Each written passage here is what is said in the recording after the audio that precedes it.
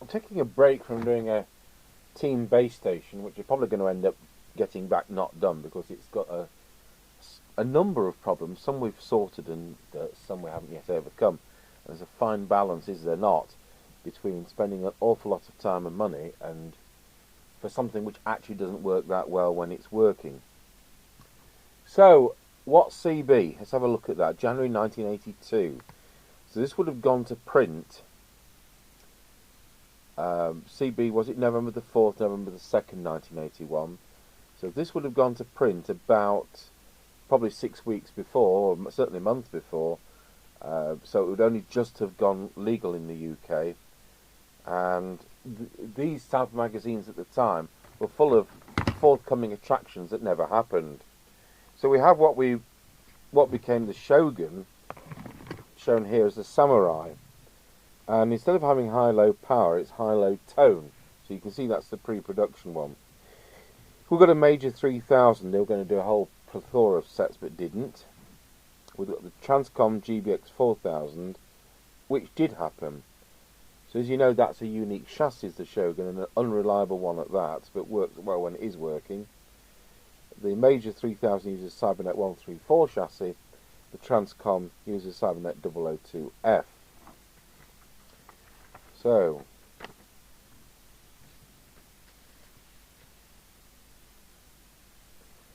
Antiference were doing CB aerials, were they?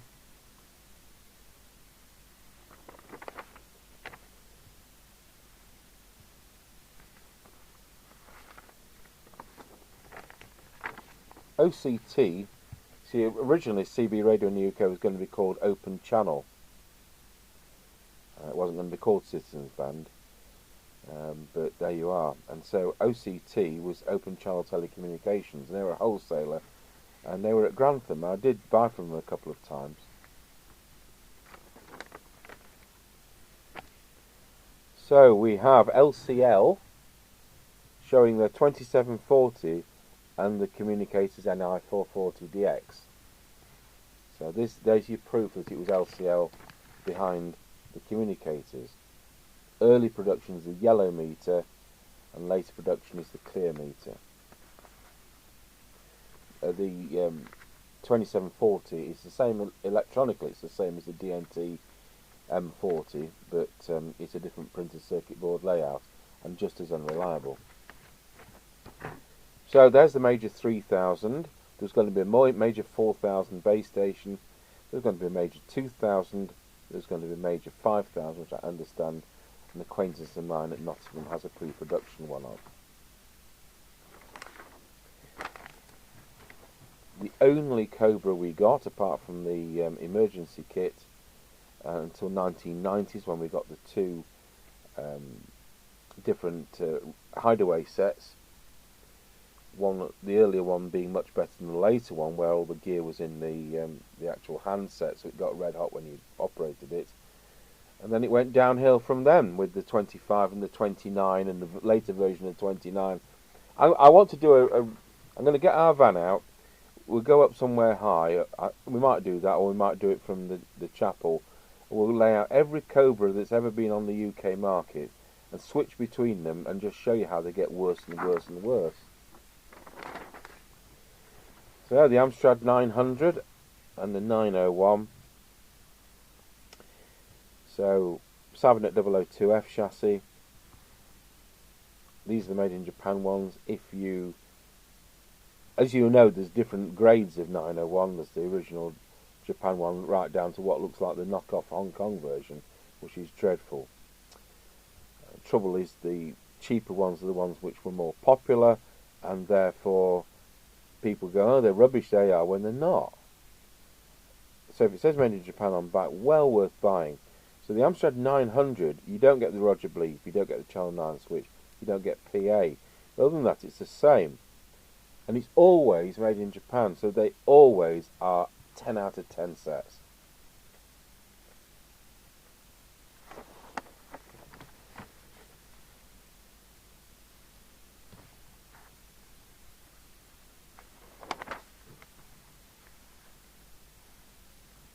Advertising the Turner Expander 500. I do have one. how they're going to do their rig reviews, how I'm going to put my page together.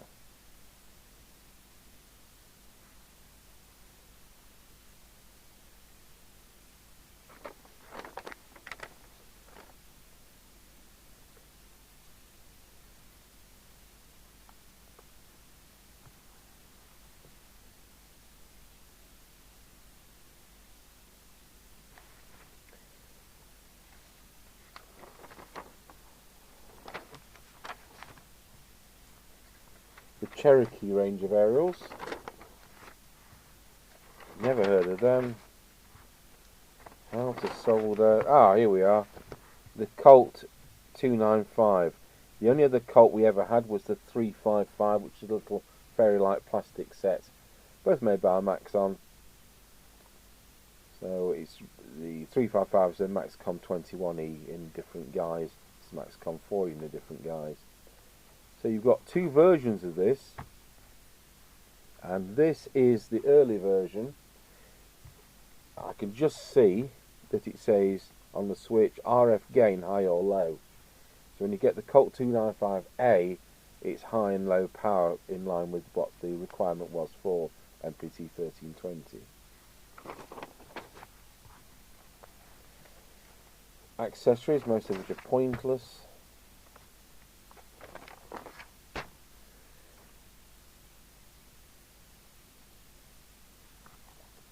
We could get home video of the year.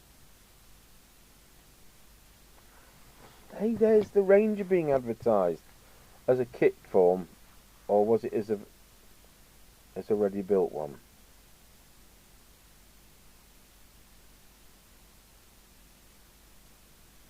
Let's just zoom in on that. Seems we've had that Ranger in for about 9 months, waiting for various bits.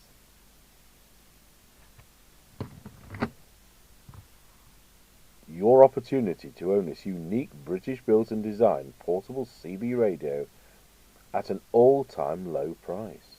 The Ranger has been specifically designed to conform to Home Office requirements.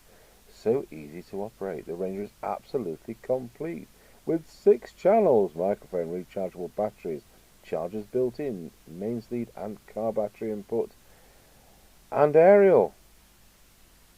Talk to your family and friends whilst driving, walking, sailing, fishing, wherever you are. Well, we've finally got 6 miles on it. We've got an unbuilt kit one of those, haven't we? So there's the Transcom. And the 2000 is a GT858.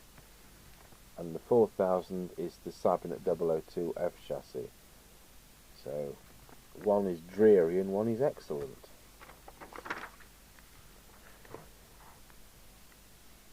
Okay, so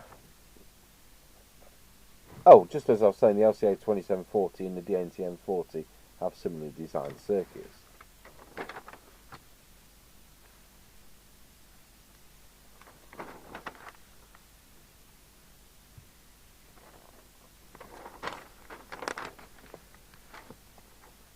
The Oscar from SMC, it's a tiny little meter, and the Cybernet 134 chassis always works well. Getting the best from your aerial.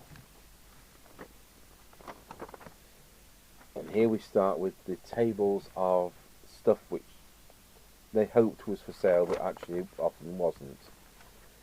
So there's the Amstrad 901 and 900, which we've discussed. The Fidelity 1000, which we all know and love. The PE Rangers we just discussed. The Fidelity 2000, which is Cybernet 134, but you get a bigger speaker with that than most of them, in line with the Bynasome 5-star, which is also Cybernet 134 with the bigger speaker. I think you get the bigger speaker on the Barracuda HP 940 as well.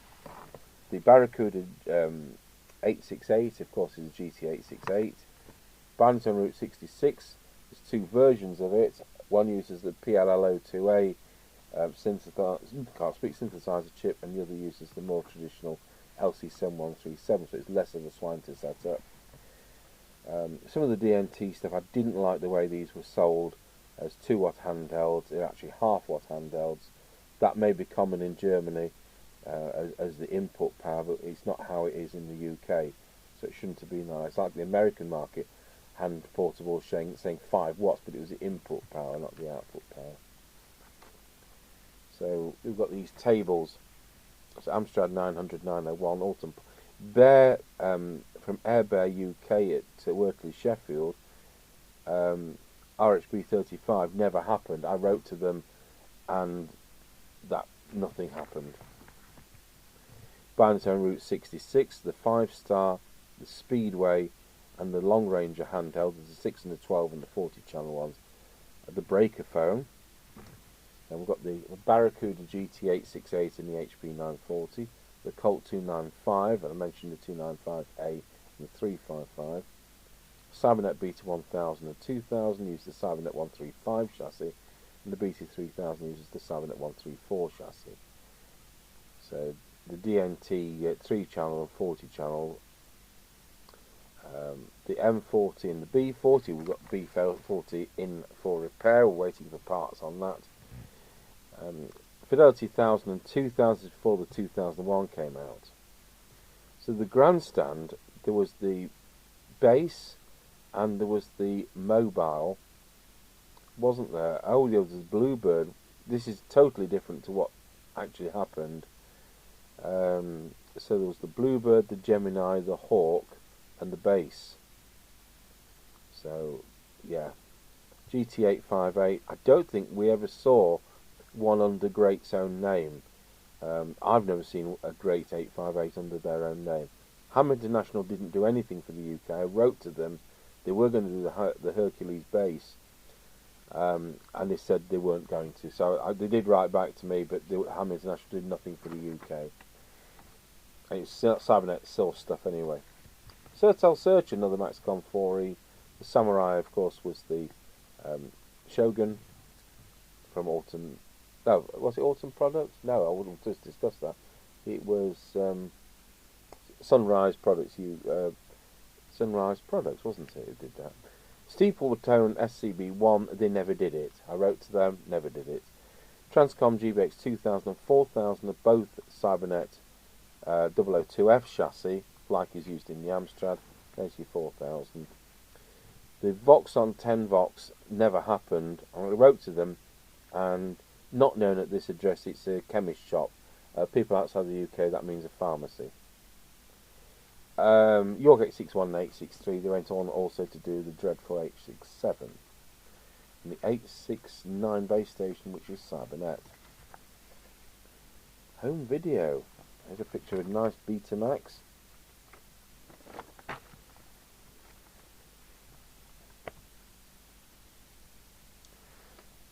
Formula 1 at Renfrew, Midland 4001, Colt 295, Unit N100, Unit N200.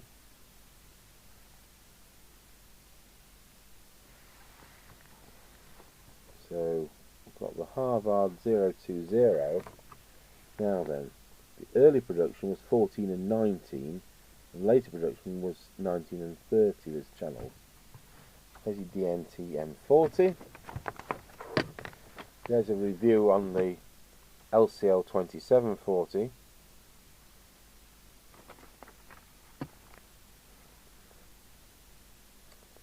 So here we have, well, I must do a scan of this.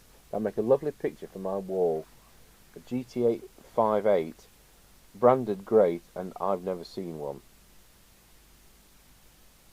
We've seen about 10 other brands of GT858, and it's all the same set anyway, but you know what I mean. I've never seen one branded great. We've got a handheld branded great, but not the radio. So what were they saying about one of the worst sets ever? Well, 40-channel phase-lock loop synthesizer, FM mobile transceiver is what it is. Hey, I tell you what, they are reliable. All transistor circuitry, 21 transistors, 3 ICs, 23 diodes, a crystal, and 1 field effect transistor. High power transmitter at 4 watts, actually a 3.5 watt set. You do see the old sample do 4, but it's few and far between. The service manual says anything over 1.7 watts is operating normally. volume, power switch and squelch control. LED number indicator, positive or negative ground. I don't think you get that now because I think they've all gone negative here. Large size S and RF meter, yep. Large size radio, push to talk microphone, nice microphone. 13.2 volts, mounting bracket included, and if you use the screws supplied, one of the screws went through one of the coils inside the radio and broke the radio. Provides jacks for antenna, PA and external speaker. Now, there aren't many GT858s with an external speaker socket, so there you go. That one says it had it. Please supply all these GT858s for £65 each. And on the back we've got the JWRM2, another not so good set, but have excellent transmit clarity. And the photograph there is the motorway services at Leicester Forest East, now a listed building with the restaurants going across the 6 lanes of the motorway. And if you send away to John Wolfe Racing this nice young lady wearing a fur coat, will obviously talk to you personally. Yeah, that's definitely a fur coat. So I thought you'd like a little trip down memory lane with a What's CB magazine from January '82. Thank you for watching.